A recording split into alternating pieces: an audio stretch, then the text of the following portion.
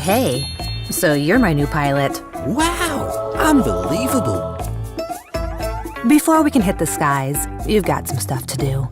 You need to register online, complete the training, and pass the test.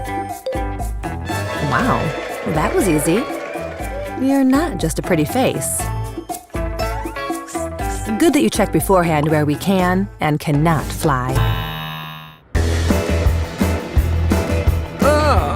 Oh, sorry. Even a smart guy like you knows better. Read the manual. You want to fly me or not?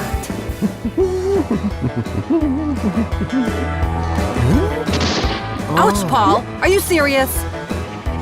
Keep me in sight, always. You don't want to lose me.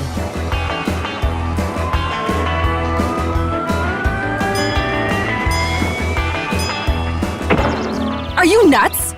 Don't fly me higher than 120 meters. And not too close to other objects, to airports, or over groups of people. Okay, I understand.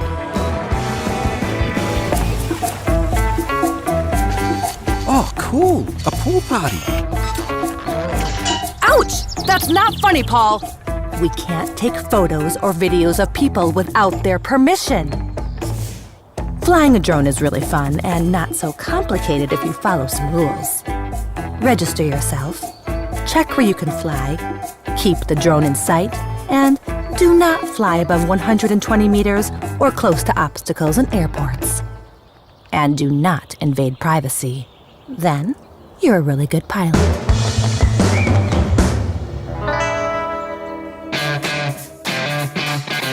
Do you have a drone?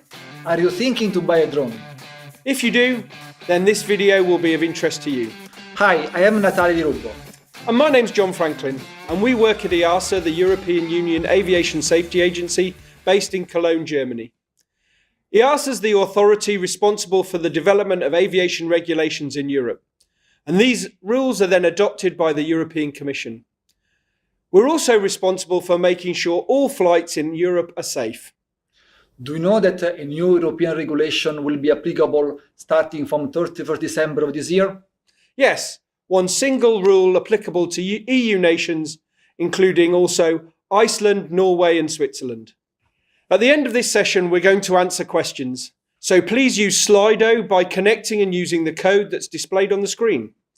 You can either ask a question or you can vote for a question that somebody else has asked. Now, we're going to answer as many questions as we can during the session, and we're going to start with the ones that receive the highest number of votes. So, Natali, I have a drone myself weighing around 500 grams. I want to fly in the park here in Cologne, take some pictures. What changes can I expect from the 31st of December this year? So the drone that you have, 500 grams, is almost like this one. This is a 500 gram drone. So first thing you need to do is to register yourself. Now, you need to register yourself all the time you use a drone that has a weight higher than 250 grams, but also when it's lighter than 250 grams and has a camera like this one, or any other sensor that is able to detect personal data. You only don't need to register yourself when you're using a light drone below 250 grams that is also a toy. Okay, so you mentioned the registration of the drone operator. Do I need to register my drone as well? No. So we only require the registration of the operator. The registration of the drone is required when the drone itself is certified. But this is something that will be applicable for other classes, not for your leisure activity. So tell me, how exactly will the registration work? So for the registration, you need to go to the website of your National Aviation Authority. There you will register, and at the end you will receive a number. And this number you need to attach on your drone or with a sticker like we have here on this drone. Some drones will be equipped with an electronic identification system. So in this case, you need to upload this number on this electronic identification system, and this number will be then transmitted by the drone. So tell me a bit more about this remote identification system. So this is a new feature that will have all drones in the future that will allow the enforcement authority to identify who is the responsible person behind a drone. So this way everybody knows the drone I'm flying and knows about me. No, don't worry. So the drone will not transmit directly all your information. The drone will only transmit this registration number. It's a little bit like the car plate. No, so on the car, someone can see your the number that is behind your car, and if they see someone that do an illegal activity, they can go to the police, but they don't know who is the owner. Then it's only the police that is able to identify in reality who is the responsible person behind. So I don't have that function on my drone. Is that a problem? No, it's not a problem because we don't expect that drones at the beginning will have this kind of functions. So the mandatory requirements is only from 1st January 2023. So in the meantime, the European industry is developing a module that will be cheap and light that you can use to attach to your drone. And the competent authorities or the state may identify some areas where only drones equipped with this system can fly. And you keep talking about operators. What's the difference between that and the drone pilot? Yeah, we need to be very clear between responsibility. There are operators and there are pilots, and they have two different responsibilities. Now, maybe in your case, since you are flying for leisure, you may be the same person. So I can buy my drone and then I can also fly the drone. So I am both the operator and the remote pilot.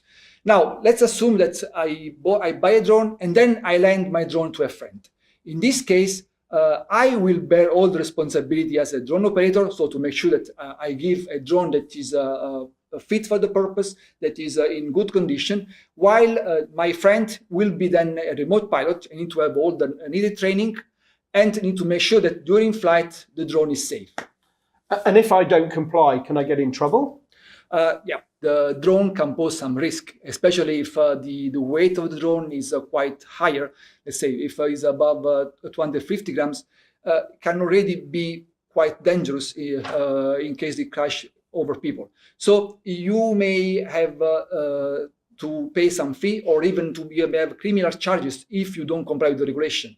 So it's very important that you comply with all the regulation that has been developed in Europe. Okay, that's clear. So if we go back to my 500 kilo drone now, so I've registered myself, what happens next? Okay, so first of all, so you have your drone, so you register yourself. Then from this point, let's assume that you are the remote pilot. So first of all, you need to, in this category, you need to fly the drone at a distance such that you are always able to see the drone. It should not be so far such that you cannot see anymore. We call this one visual line of sight. The drone needs always to be fly at a height less than 120 meters from the position where you are. And then first thing you need to do a training. Now, this will depend on the type of trainings on what kind of drones you have. But as soon as then you are trained, then you can start enjoying your flight without asking any authorization to the competent authority. Okay, so this word VLOS means I always have to keep the drone in sight of me. Is that right? Yeah, exactly. So you are the person responsible to make sure that the drone does not impact with other objects. That can be a building or can be person, but most important, other user of the airspace. So I mean other aircraft flying, for example, manned aircraft. And as soon as you see another aircraft flying in the vicinity, you need immediately to take some action, and if needed, you need to land in order to not pose any kind of risk to other aircraft. So I understand now that the open category is then subdivided into 3 subcategories. Can you tell me more about that? Yeah, so the open category, so it will be for all, mostly leisure, but also some commercial operation can be flown with drone up 25 kilos. Then, so depending on the weight and the characteristic of your drone, you can fly in different conditions. For example, in the future, you will be able to buy on-the-shelf drones like this, but with a class identification label that will go from C0 to C4. So reading this number, you will have a different limitation to comply.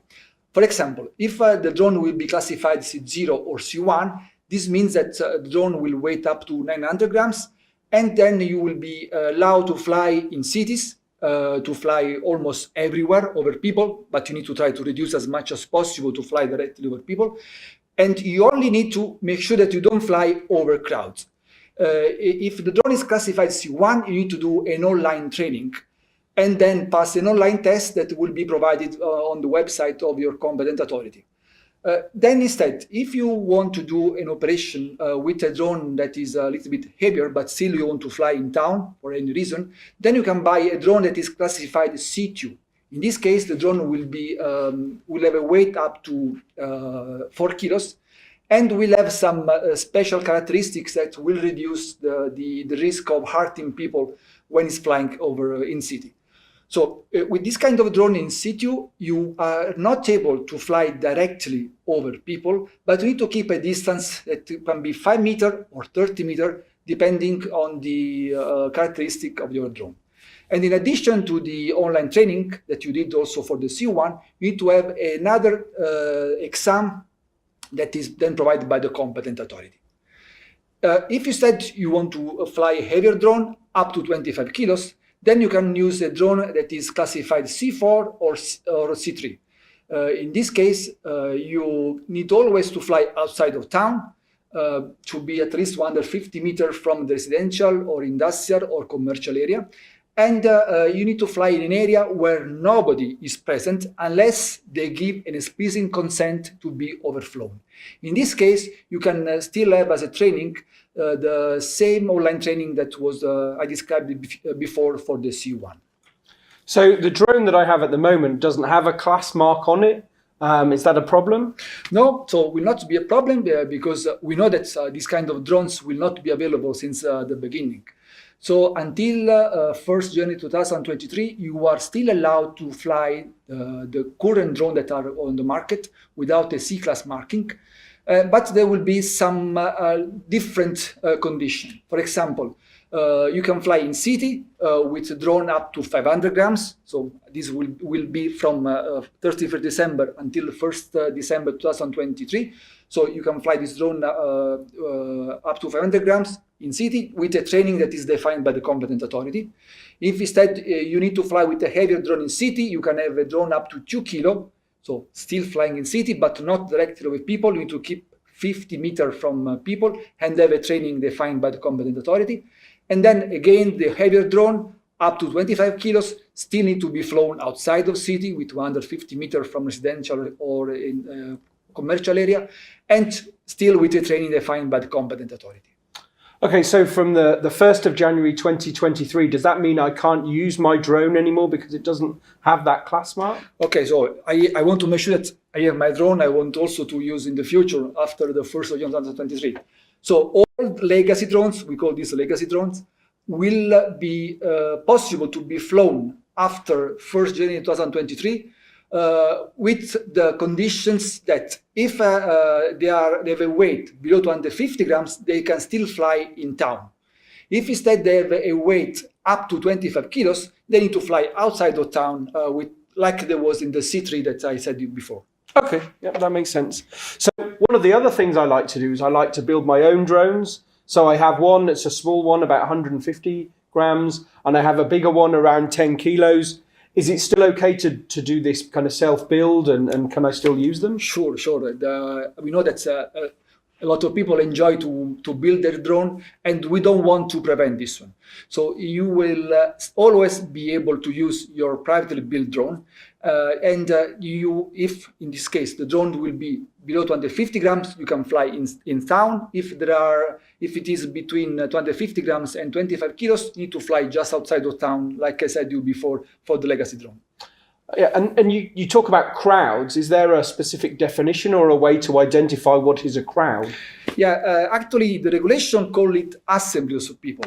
So there is not a formal definition of crowds because it is important you understand what is the concept behind. So crowds means that there are people packed so close together such that they cannot move in case they see a drone that is falling down, so they cannot avoid it. So it will be up to you to identify in an area where you are flying if the conditions qualify as a crowd or is safe enough. And one of the other things I like to do is use my goggles and then fly in first person view. Is that something I can still do? Oh yeah. Still you can fly in first person view. So with your Google, the only problem is that the Google does not give you a complete view of the surrounding of the aircraft. So you are not able to identify if another aircraft maybe is flying close to your drone, and then you may pose a risk to this kind of aircraft. So it will be important that all the time you want to fly in first-person view, you will have someone close to you that will scan the sky for you and will tell you if there is any obstacle that you need to avoid. And can I fly anywhere I want to? Now, as I told you before, depends on the characteristic of your drone. So if you have a lighter drone, yes, in city, heavier drone outside the city. But in addition to what I said to you before, you need to also to verify if the nation identify what we call geographical zones that they will publish on their website, where they will identify area where drones cannot fly, or where they need to have a special authorization to fly. And then you can also find the information on how to receive this special authorization. Now, these zones can be identified for different kind of reason, because of safety, to protect an airport, because of privacy, but also because of security or environmental on some parks.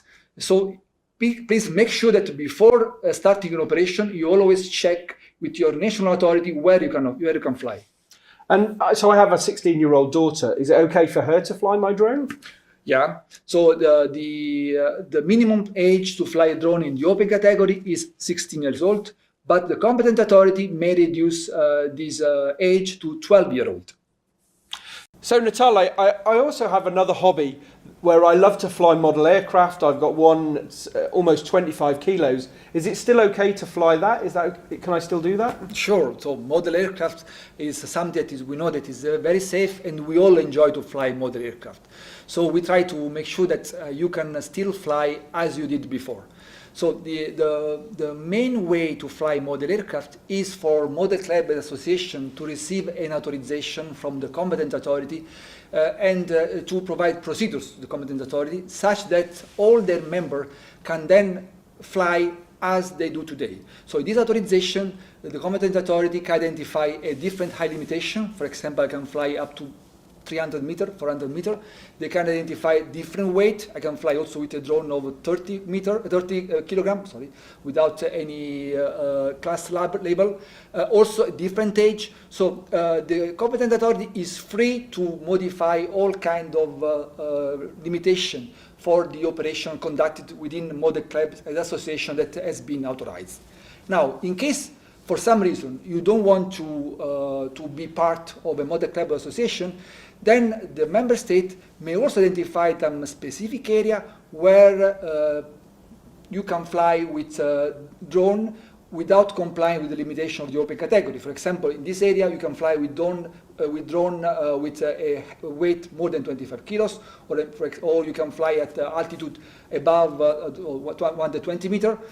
The important is that you always do this operation within this area identified by the member state. Lastly, if you also don't have any of this area close to your house, you can still fly in what we called before the category A3, so outside of town and in an area where nobody is present. And in this case, we developed a specific class certification label for model that are put on the market, and this is the C4. So all model that you buy will have a C4, and with this C4 we are not imposing any kind of specific technical requirements, because we don't want to modify the way you fly your drone. The C4 will only make sure that someone verify that the drone has all the technical instruction such that you can fly the drone safely. And what about drone races? I'm going a bit old and grey now, but I still have the reactions. I'm quite enjoying flying races. What about that? Can I still do that? Yeah, I know that this is more for younger generation. I know that they are very, very young, very, very quick in doing this kind of operation, but I don't know. I think that you can still do it. So you can always do this kind of drone race. However, we believe that the drone race should be organized by Model Club Association, because then they will have some procedures in order to make it very safe. And for example, they will identify nets. And so these kind of races can be included within the authorization given by the member state to the Model Club Association. Now, if for some reasons you want to do the operation, the drone race by yourself with a friend, you can still do it, but you need to make sure that there is no spectator and you are in an area where it's very safe, so outside of town, and there will be nobody present. So no spectator if you are doing by yourself, spectators if it is within the Model Club Association that has been authorized by the competent authority. Okay, great. And what happens if I want to do something that kind of goes outside what we've already talked about? You know, maybe I want to fly in a city, or I want to fly a heavier drone, or I want to fly a drone sort of far enough away that I can't see it anymore. What's the situation then? Yeah, so the regulation also naturally allows to do this kind of operation, but this is a little bit now more risky. So in this case, you need to ask for an authorization to the competent authority after you conduct a risk assessment. So this operation does not fit anymore in the open category. It fits in the specific category. And I think that it will be more for operational flyer. So I don't think that we are going to discuss this one. This will be the topic of another webinar that we'll have tomorrow. And if the worst happens and I have an accident with my drone, what should I do then? Okay, so the accident, so it depends on what are the effects of the accident. If a person is injured, or if the accident involves a manned aircraft, then in that case you need to immediately inform your national aviation authority. In other cases, if nobody is hurt, then you can just continue your flight without providing any information. Okay, wow, that was really interesting, and you know, I'll probably forget a lot of this when I go home and start flying again. So, where can I go to find more information about all of the things you've talked about? So, first of all, when you are going to buy a drone, in the package there will be an information notice, so will be a leaflet where all the main information are summarized. So the requirements for registration, the requirements for training, and also a high level what you can do, what you cannot do. In addition, there will be the link to the EASA website where you can find all the information that we provided to you. We also can find some nice videos and also the regulation if you are interested. And more importantly, you will find the link to all the national websites where you can register yourself and where you can also then train. Well, thanks for that. Lots of great information, and you know, it's been really interesting to learn more about these kinds of things, and hopefully our audience learned a lot too. And now I guess the time where we turn and see what questions we've got. Yeah, a pleasure. So thank you from all the EASA drone team. Thank you.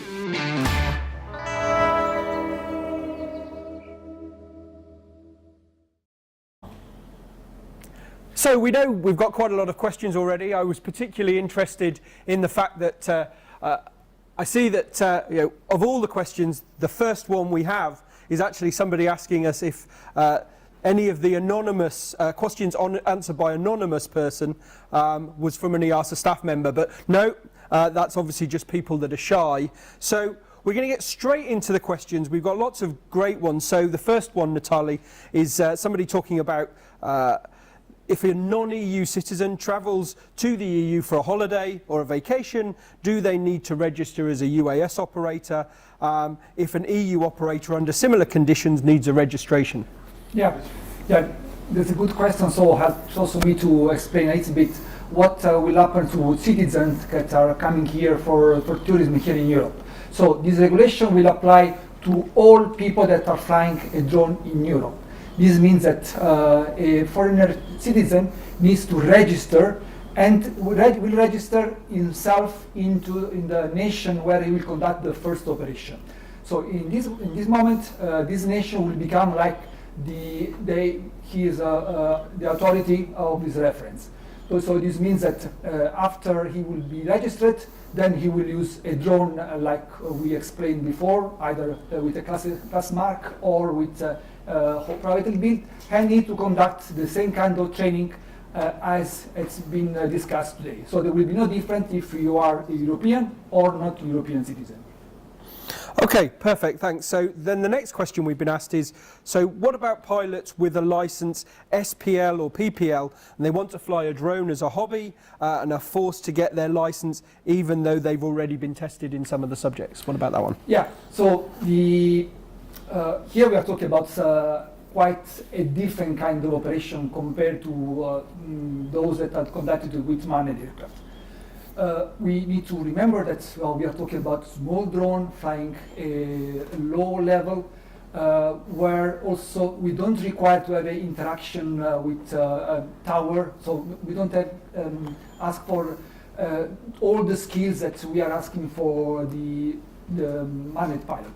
So this means that for the drones, I explained to you that we identified an online training. This online training will be something that will not be very complicated, but will cover all the elements that is needed to fly safely the drone. So we prefer that everybody will conduct this training in the open category. So we'll conduct the training again.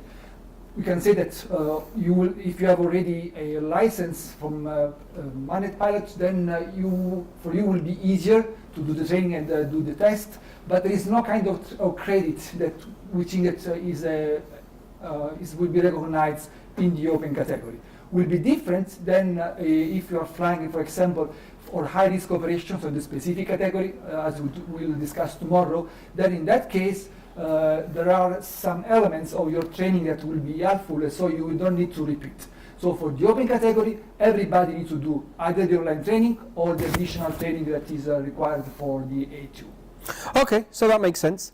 So we've got a question from Lucas now. He says he has a Polish VLOS BVLOS license that he got this year. Yeah. What happens on the 1st of January? Will it become an EU license? How will it be recognised in the EU? So the system of training that I explained to you will become in effect gradually, because we may expect that some member states will not be ready by the 31st of December to have in place all the system to have the online training and the additional training that I already explained.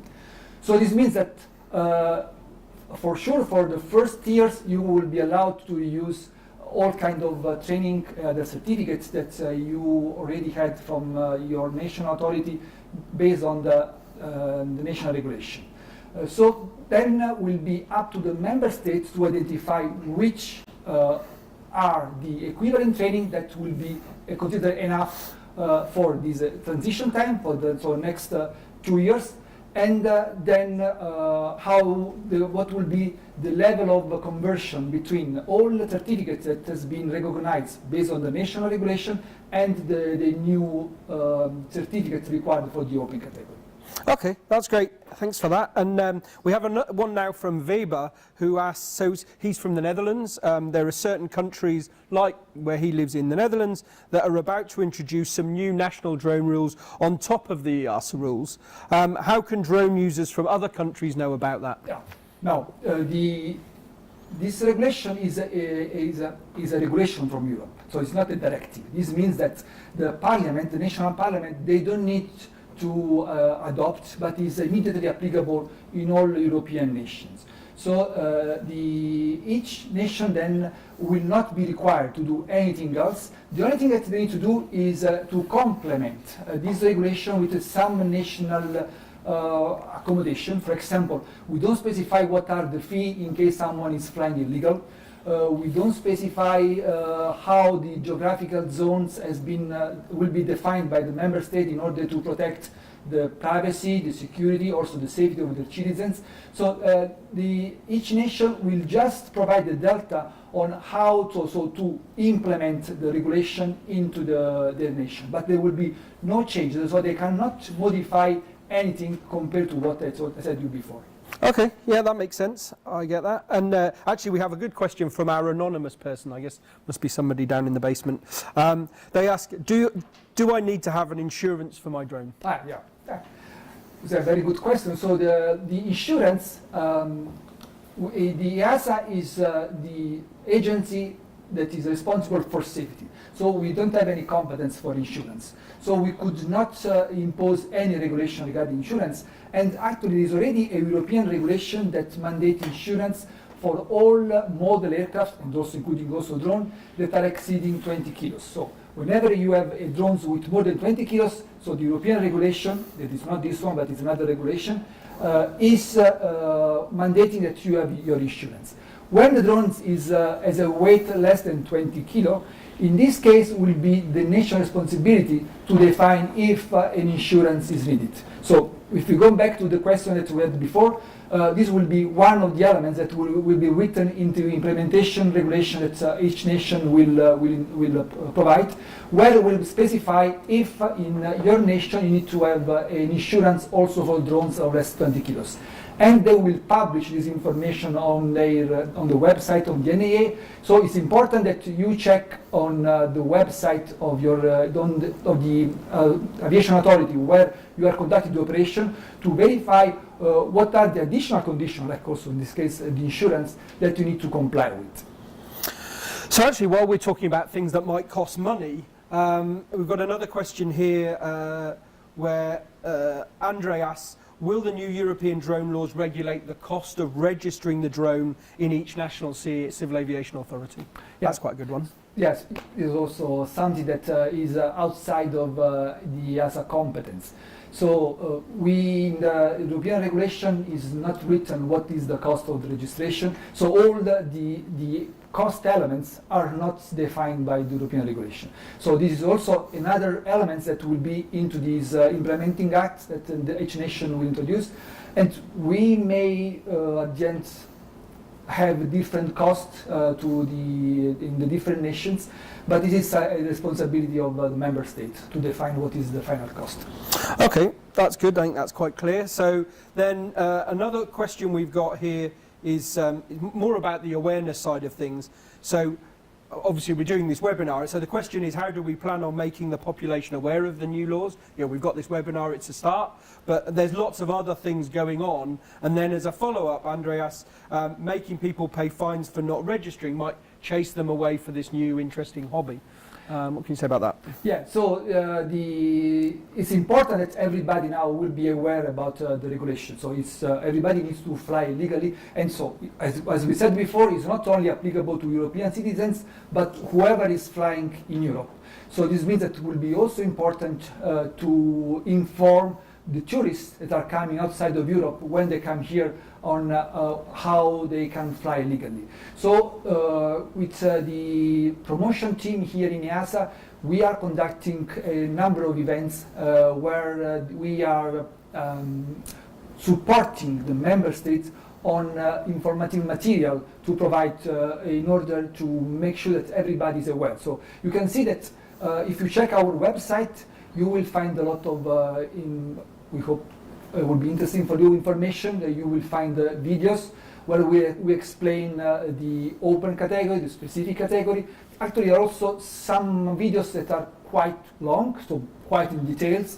We are also providing some infographics that will be then used by each state to advertise what are the elements of the regulation, and also will be translated in the different languages. And as we saw before, we also have these leaflets with what you can do, what you cannot do, that will be provided in each package. So it's all elements that we are providing to the member state. Regarding to provide a fee in case of not registration, this is something that also we can consider in the future, but it's something where we don't want to go, actually. We would prefer that we provide all the elements to let people understand how important it is to register and how important it is to comply with the regulation. Okay, well, you'll be pleased to hear we've got it's not a question really, but Michael says we're doing a great job. So that's good. Thanks, Michael.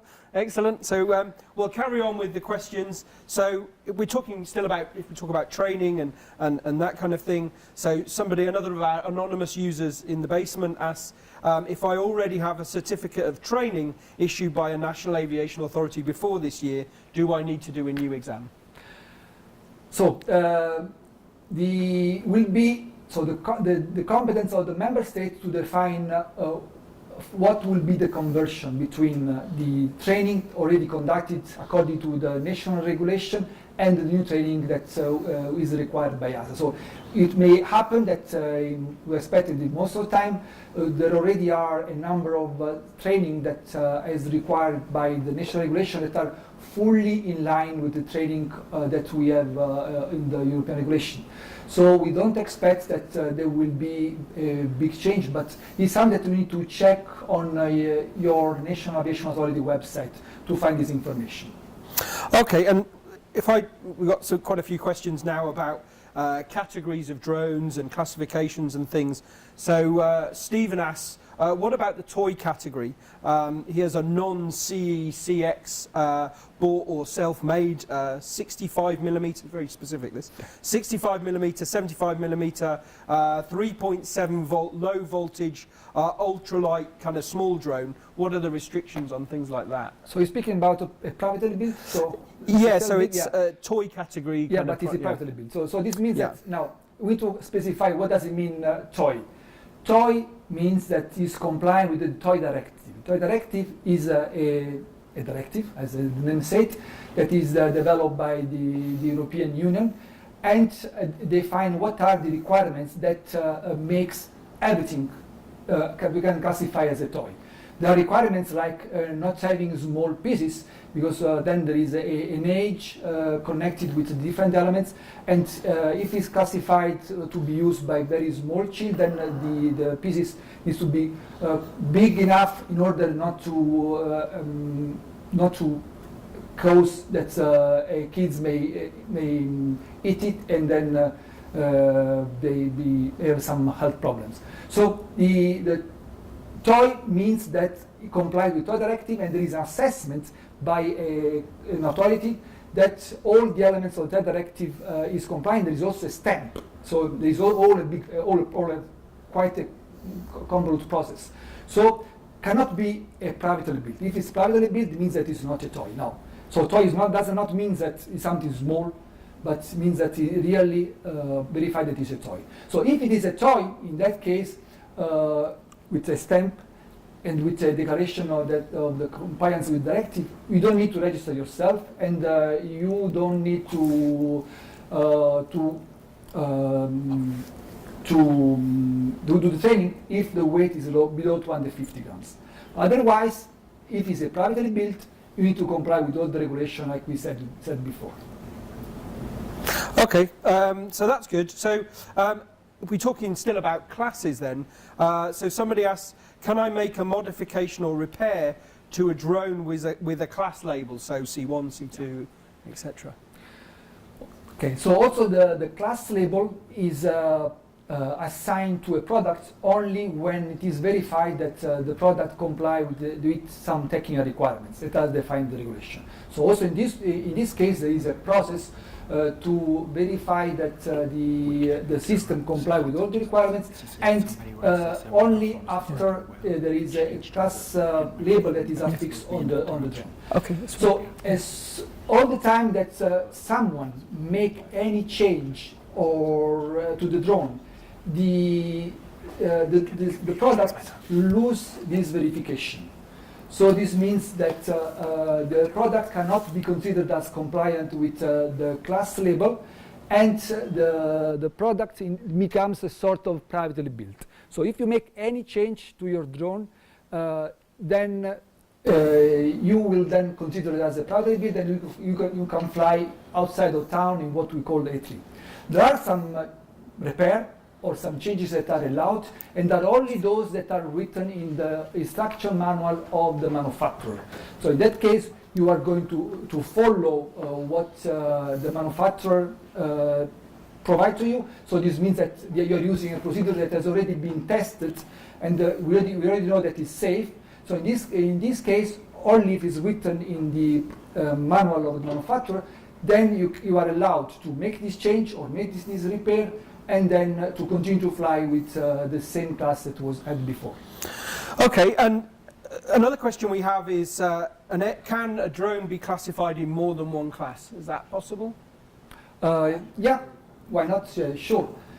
A drone can be classified in more than one class, and it will be the manufacturer to define if the manufacturer decides to comply. the sound is not really good. We will try to change to the microphone. Okay. Okay, do bear with us a second. We've got a small sound problem. So while we just, can they hear me as well? I think your sound is good. Okay, so you can still hear me for the moment. So while we just sort out an extra microphone for Natali, I'll just talk about sort of some of the things that we've been generally getting in terms of questions and kind of fill a little bit of space here. It's particularly interesting to see all the different interactions and all the different questions that we have. One of the things that we're going to do is we might not be able to get through all of the questions. As you might imagine, we've got quite a large number of questions coming through now. So what we'll do is any that we can't answer by the end of the session at 6 o'clock, we'll group together, make sure that we can provide then answers through the EASA website. We'll post those on the social medias and all of those kinds of things, and kind of find a way to make sure that it works and that it functions, and that that all of the different areas and topics that you've asked about, we provide as much information as we can to really make it work, and then we see how that goes from there. Our microphone's just coming in a second. If you bear with us 2 more seconds. Here we go.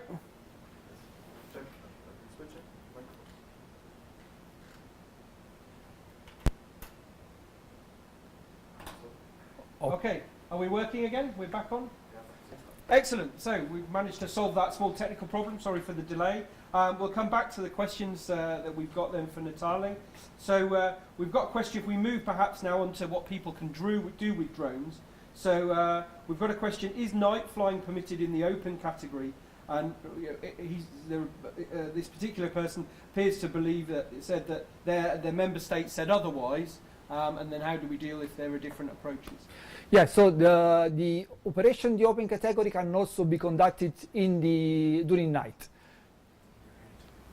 Yeah, take my hand. So the operation in the open category can also be conducted during night. There is no special limitation. So we always require that the operator should be able to see the drone and be able to make sure that it is separated in case there is another aircraft flying closer.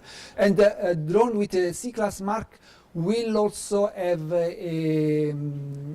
will be equipped with some lights. So this will be one of the requirements that are part of the new regulation. So these lights will help both the pilot to see where the drone is, but also will help the enforcement authority, the police, for example, to see the drone. And actually, we decide to have a special light, will be a green flashing light, such that the police during night will be able to see that, to differentiate a drone from another aircraft. Okay, so that makes sense. So, kind of as a follow-on question then, we've got another one. Can I fly a drone over my friends during my birthday party? Yeah, that's a good one. So you can fly drones over people. We said only if you have a very small drone, so C0, so below 250 grams. If you have a drone that is a higher weight, so C1 or C2, you should with C1 should avoid as much as possible to fly over people, and with the C2 you are not allowed to fly over people. Now you can fly over, for example, over friends, if the friends have an explicit consent to participate to the operation. This means that the friends needs to be aware of what are the risks. So you need to tell them what are the risks, and also be aware of what could be the procedures that they need to follow in case there is something wrong. So, for example, in case the aircraft is crashing.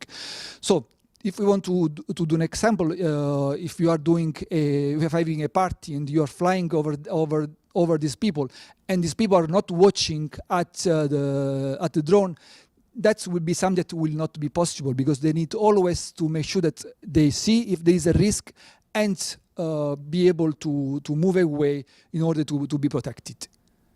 Okay, and as a kind of follow-up question then, it's more of a kind of somebody doing something a bit more commercial-based activity. So somebody, if they want to survey an apartment building, say at 120 meters, with some people in it, how would you inform them, and then at the same time have controlled ground areas as a pilot? How would you deal with that?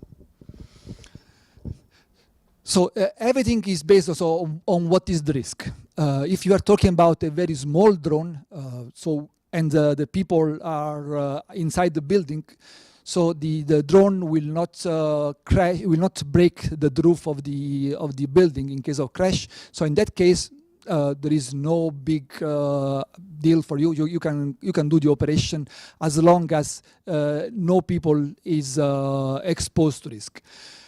So we can consider that will be still an operation over an area without any person. If instead the roof is not very strong, or the aircraft is a large dimension, so is a weight such that can break the roof, then in that case you need to make sure that the people that are inside are protected. So it will be up to you to define if this is feasible or not. But we can say that now here we are talking about operation. We are talking about in urban environment. In the open category, we can only allow drones up to C1 to fly over almost everywhere, and the C2 to up to 4 kilos if you are flying up to 5 meters from people. So this will not be a problem. We don't think that with 4 kilos you are able to break a roof of a building. Okay. That makes sense. So I'm going to turn to, unsurprisingly, the question that quite a few people are asking. So we might as well get it out the way. So quite a few people saying, they've got 249 kilogram drones that have a camera. I think it's probably quite useful to cover that during this question and answer session. Yeah, and I think it's important also to answer, because I'm reading in several articles regarding this kind of drones that were built mostly for the American market, where below 249 you don't need to be registered. But in Europe it's different. In Europe we don't have only in mind possible security and the safety risk, but we need also to protect the privacy. So whenever there is a camera, you need to register yourself. So also this 249 gram drone with a camera required that there will be a registration. Now, from a safety point of view, they don't pose high risk, so we don't require to have an online training for this aircraft. But still, you need to register yourself. Okay, that's quite clear, and as you say, that's probably the question that's been asked the most times. So then we also get a question that DJI has announced that certain drones might be retrofitted with a CXCE label at some point. Is there anything we can say about that? Yeah. So as I said to you before, you cannot make any change to a drone by yourself, but the manufacturer may do. So the manufacturer may check if their drone can be retrofitted to fit with all the requirements defined in the regulation. So in this way, maybe in some cases it just needed a software change. In some other cases, maybe they can send to the owner of the drone a small kit to update it, and also to provide the instruction how to do it safely. So it will they need to show to the what we call the market regulation authority that the changed drone comply with the regulation, and then they will be able to send all the instruction to the owner on how to retrofit to the class label. But it is something that at this moment I don't know if any manufacturer already are prepared to do something like that. Perfect, thanks. So, and then we've got another question here from Michael. Within which open categories do I need to have a fully redundant drone? Fully redundant. I'm trying to think what he means. You know what that means? Yeah, so I think that's fully redundant. What he means is in especially in the manned aviation, when there are some critical systems, we require to have a redundant function on board, such that in case there is one failure, the second system will take over and we don't have any catastrophic event, so the aircraft will not crash. Now, in the open category, we are ensuring the safety mostly by operational limitations. So, for example, in the C1 they are very small drones, so in case they will fly over people and they will crash over people, the injury level that they will cause is limited. For C2, instead, the injury may be higher, so this is why we don't allow to fly directly over people, but you should be 5 or 30 meters from people. Instead, the C3 or C4 that are drawn up 25 kilos, these are the ones that are very dangerous in case of crash. So we only allow to fly outside of town in an area where there is no one. So this means that we don't ask for any special redundancy in the system in order to make the aircraft over expensive. So the open category should be a category where an operator can do an operation without big requirements for asking for an authorization and without using a too expensive drone. So this is why we don't ask for redundancy. When instead the operation is more risky, so for example, you want to fly with a heavier drone over people, then in this case will not be in the open category, but will be in the specific or maybe in the certified category. And in this case, there will be a better verification of the design, and we may require redundancy. But this is something that will not be for leisure. So maybe it will be something that we may cover in the webinar of tomorrow. Okay, thanks. And so then the next question we have is, given the limitations of A1, so privacy and no flying above clouds, will drone users be able to fly above urban areas in their sub 250 gram drones? It's kind of an extension of the previous question. So can you fly over urban areas with your sub 250 gram drone?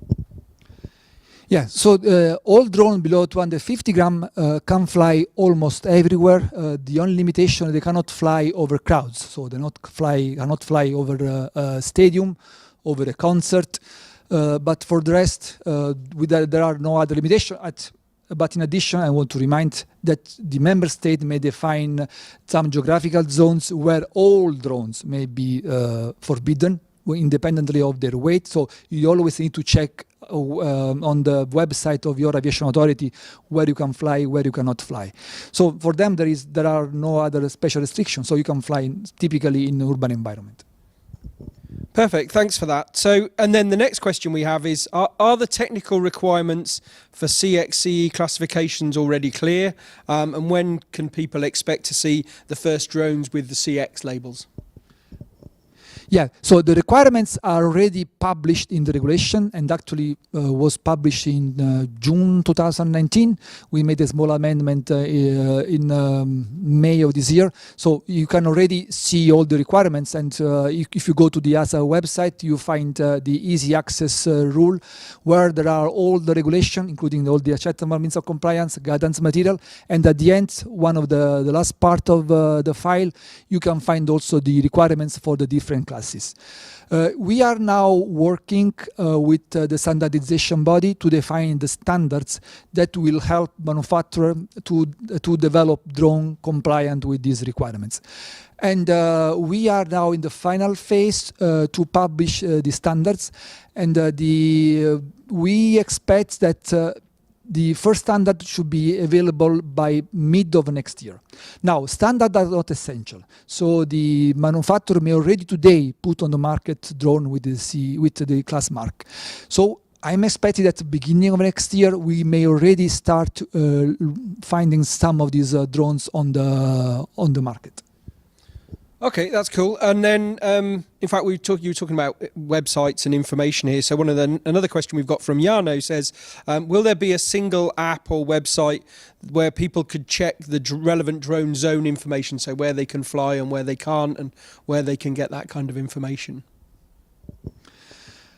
So this is something that we may develop in the future to have something European level. But at this moment, all states are working to define one single website where all the information on the geographical zones, where you cannot fly, where you can fly, or where you need to have a special equipment or a special authorization to fly.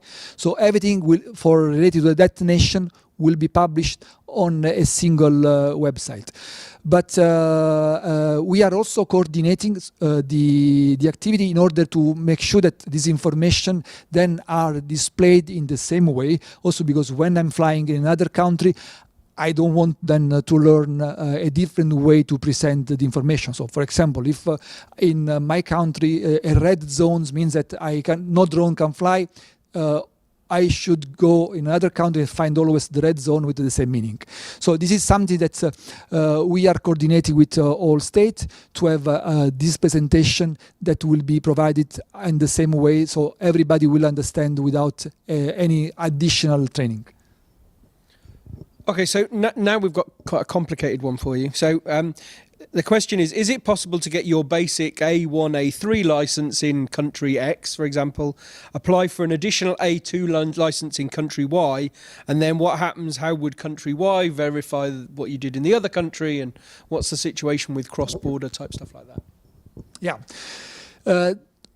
So I want to restate again that this regulation provides that each certificate or authorization or registration provided in one country will be recognized below the other country.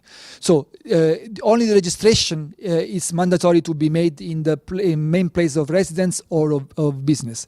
But for the rest, you can do the activity in another country. So I can have a training in another country, or maybe I can have the A1, A3 in one country, the A2 in another country.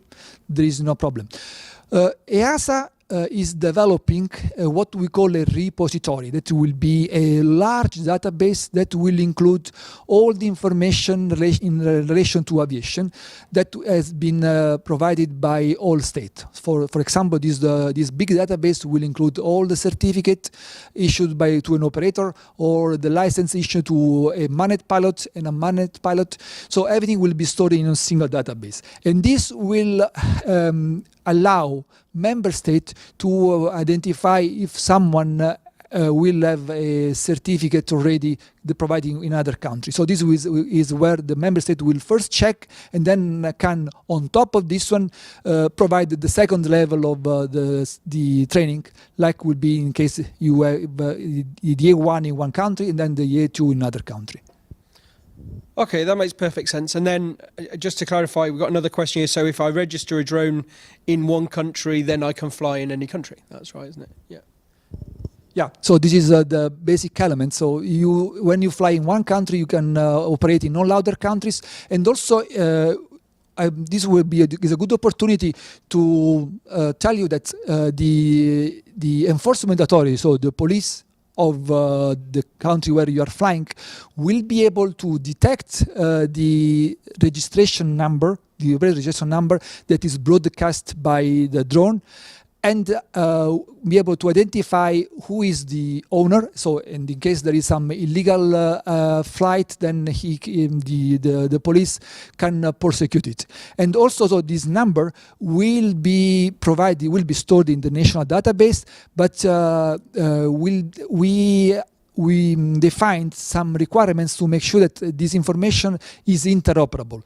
So the police from state A is able to detect a number that is coming from a drone that is registered from an operator registered in the state B, and immediately receive all the information coming from the other state.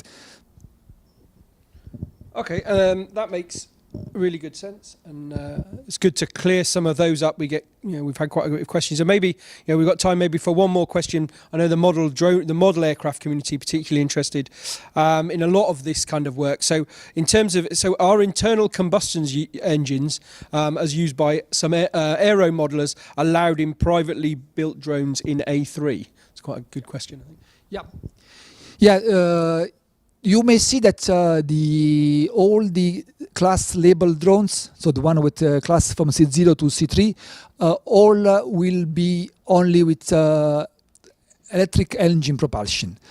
So we allow that drones in C4 or privately built may have a different kind of propulsion, because, as I said to you before, we want to allow model aircraft to continue to fly as they're flying today. We don't want to change your kind of drones. So if you have, for example, your F-104 model aircraft and you want to continue to enjoy with it, you will be able to do it. You don't need to make any change. So it can be either privately built from you, or you may have been bought in a shop. In this case, we'll have a C4, but the C4 label will only ensure that there are all the information provided by the manufacturer in order to fly it safely. But there will be no requirements to change the technical feature of your model. Fantastic. Thanks very much. So we've reached the end of our time, and thanks for everybody for the different questions. As I said, we'll go through the other questions that we couldn't answer, and we'll provide some updates on the EASA website on that. We've had quite a few questions, obviously, about the webinars and whether we'll post them on the EASA website and YouTube. And of course, all of this will be posted so you can watch it back and share it with your friends. One of the things also just to mention is that if you go to the EASA website in drones, you can actually sign up for updates, so that so you won't miss anything when something changes. When we post some new material, then you'll always be able to keep in touch with what's happening. Finally, then, just to mention, for those of you interested on the commercial side, we're hosting tomorrow between 11 and 12 Central European time, another webinar with Natale and I, where Natale, obviously as our drone expert, will be answering all of your questions about commercial drone operations. So join us tomorrow, and thank you very much. Have a nice evening. Good night.